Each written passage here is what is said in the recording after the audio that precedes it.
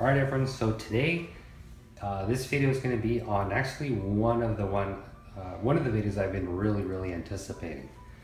So today we're actually going to be putting water in the tank.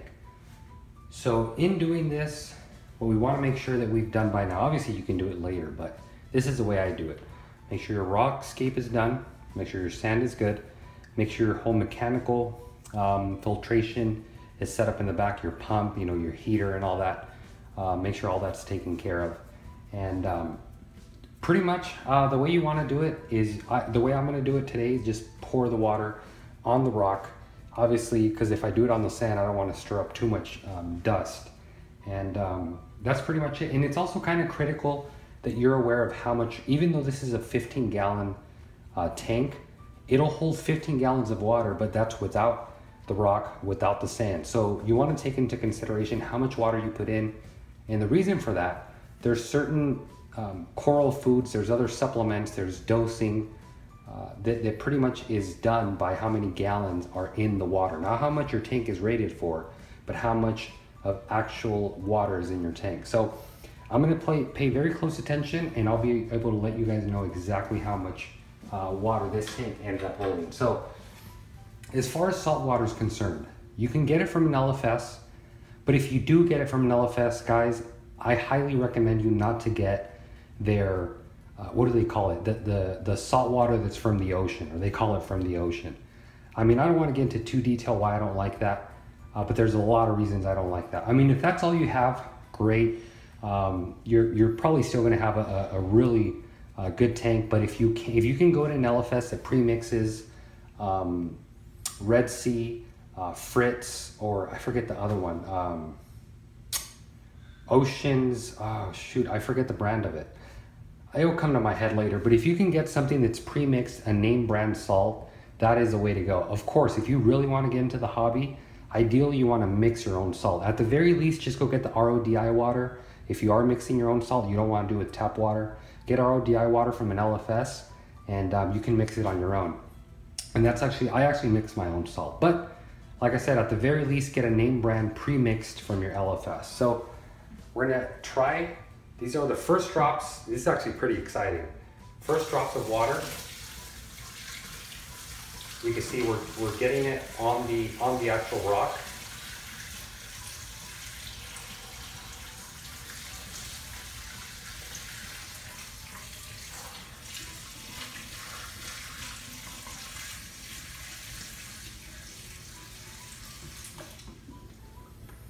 And what you want to do in this step is you want to, don't fill it up too much with water. And there's one main reason for this.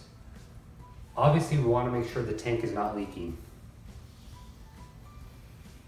We want to make sure there's no leaking going on in this tank. Because if there is leaking, obviously we're going to run into a very big problem. So far, I mean, ideally, you're gonna wanna check this for a few days.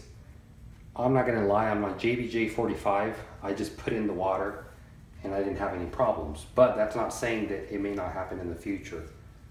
So ideally, you wanna at least leave water in here for, at least, let's say a good, hour. And just be checking it. So what I'm gonna do is I'm gonna cut the video right here. I'm gonna walk away for a good, hopefully for a good hour. And we're just gonna be coming back and checking it, making sure we see no leaking anywhere. So right now, thankfully we have editing software, so you guys don't have to sit here for a full hour watching this. So we're gonna cut the video right here. We're gonna come back in about an hour and see if we notice anything change. It's been about an hour and I still haven't noticed anything leaking. I mean, here it's pretty easy. This is glass, so I'd be able to see it pretty quickly. And we don't see anything, so we're gonna continue.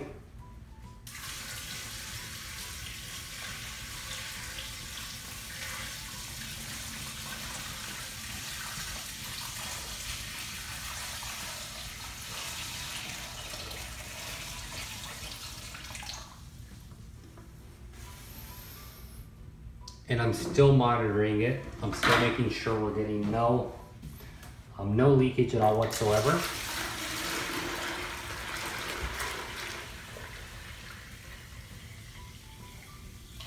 So we're just about the 5-gallon mark. We're very close to the 5-gallon mark.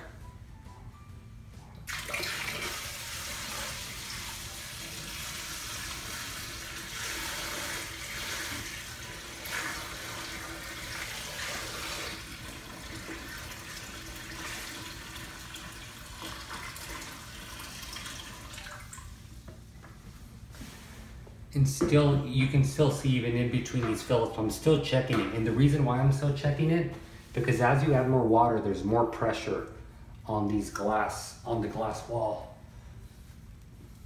But I'm still very, very happy with it. I still don't notice any leakage whatsoever.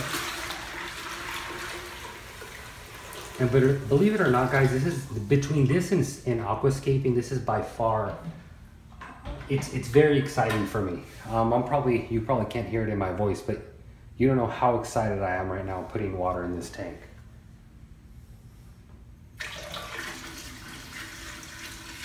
So once I'm done with this bucket, it is officially 5 gallons. Okay, so that is 5 gallons for you. Right now, I would say we are about, make sure, yeah, that's about right. We're about halfway. So this tank, as I had assumed, I thought it was gonna hold about 10 gallons, no more than 11 gallons of water. And I think my calculations are gonna be right. So what I'm gonna do, I ran out of water. Right now I have more downstairs. So I'm gonna go get another jug, and then we're gonna continue filling this tank. All right, so we got more water.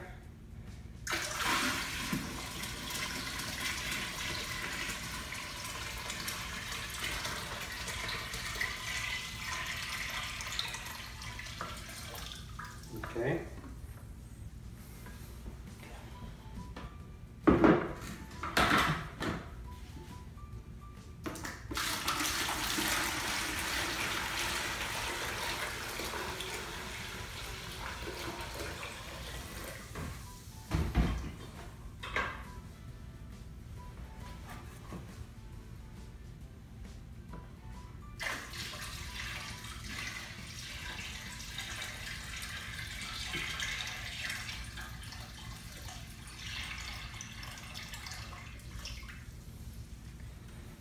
So right now, if it doesn't leak at this point, it's probably not going to leak at all. Paying very close attention here to the glass. So yeah, we're actually still really good.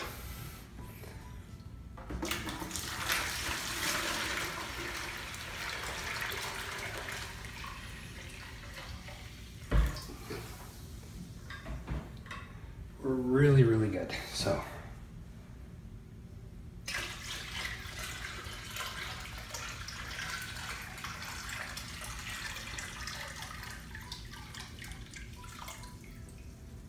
Okay.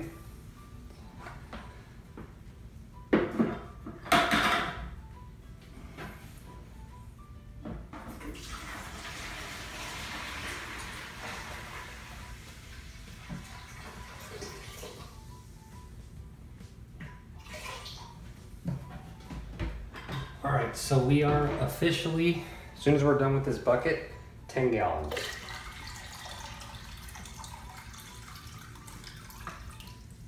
We're officially right at the 10-gallon mark.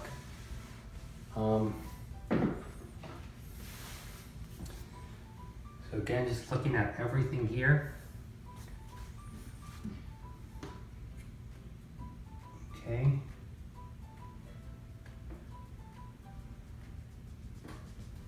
What I can actually do right now is, because you're gonna kind of have to run the pumps to level out your chambers properly. But I can do a little bit more. So what I'm gonna do right now, just by looking at this, it's probably not gonna use more than 2 gallons at this point. So let me see right now. So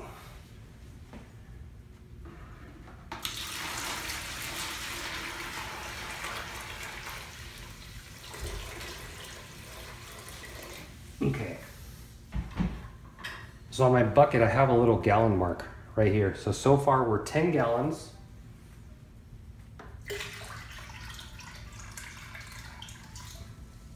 Okay, I'm gonna leave it about there. And what I'm gonna do right now is turn on the return pump, because the only real way to get the proper level is kind of with the return pump on. And make sure it's facing down. Mine was facing up right now, so that wouldn't have been a good day. We would have got water everywhere. So let me make sure.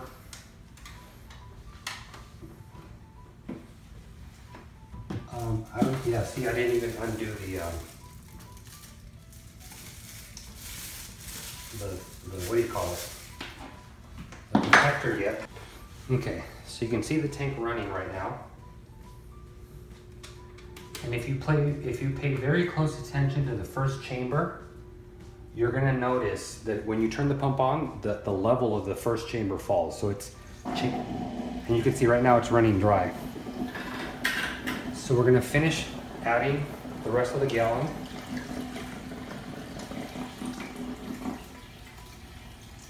And then I'm gonna show you how we get the proper level right now. Another thing, there's 3 chambers, right? There's the first chamber where the return pump is, the second chamber where we have the carbon, and then the third chamber, which is the biggest, where we have the big sponges. So what we want to do is get the chamber that only changes water level is going to be this chamber here, which is the return chamber. So we want to get it as high as possible, but without it overflowing from the second chamber, which is the one in the middle.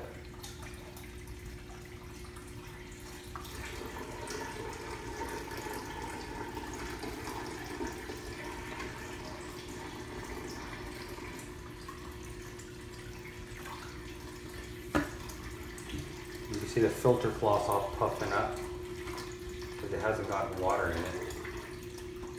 So it's going to take a while for everything to seep.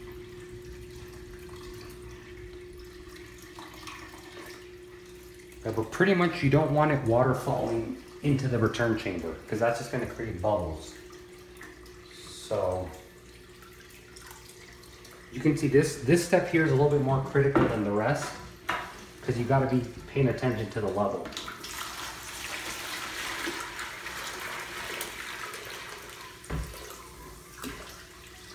All right, so we added 1 more gallon to our bucket here that's marked.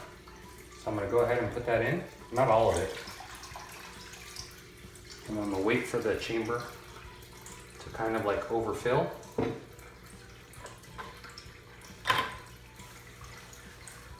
And we still have nothing leaking. And it's actually coming up, so we can still do more.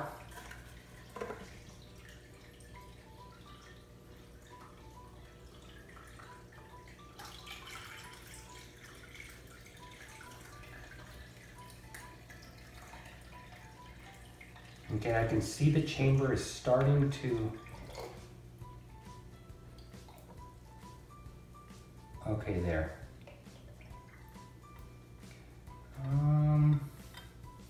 I may have done just a hair too much water. So right now we're paying attention. This is about halfway here. So we put 10, 11 and a half. Let me do my math right. So we put 10, 11, and then a half. Yeah, because if you would have done this full one, that would have been 12. So right now it's holding 11 and a half gallons of water. I am noticing that I overfilled just by a hair because the first chamber over here, both of these chambers, they're at the same level. And we want this chamber here to be just a hair lower than this one. We don't want it too low because then it's going to be water falling and be very loud. So what I'm gonna do is get a cup right now and just slowly start taking out water. All right, so we got our cup here. And you need to let it settle for a little bit before you make any changes. Because it takes a little bit for the water to travel through all the chambers. I think that was it. You know, wiggle everything around.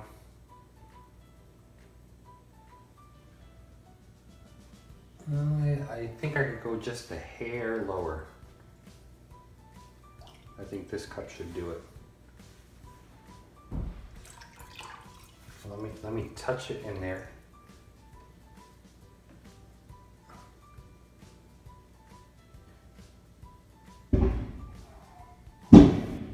Yeah, we can go actually another cup.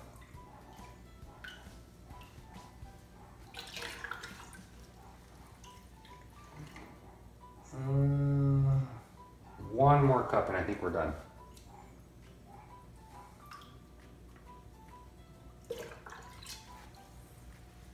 Yep. That is it. Let me see, I may be able to put that about half a cup back. No, actually that's good. That's good, I'm happy where it's at. So again, so use 11 1/4 gallons. We're just, you know, I'm gonna bring this up so you can see. We used 10 gallons, then one full of these makes it 11. So 11 1/4. We're gonna round up, call it 11 1/2. You know, if we ever do dose, we're gonna be underdosing, and you're better off underdosing than overdosing. So we're gonna consider it. This tank is holding 11 1/2 gallons of water. So that's gonna be it, guys, for today. I really hope you guys found this video useful. As you guys saw, this is one of the biggest times, you know, when starting up a tank. So that's gonna be it for today, guys. If you have any questions, comments, or concerns, leave them down in the comment box below. Be sure to check me out on Instagram. I have the link in the description. And that's gonna be it for today, guys. As always, thanks for watching. Happy reefing.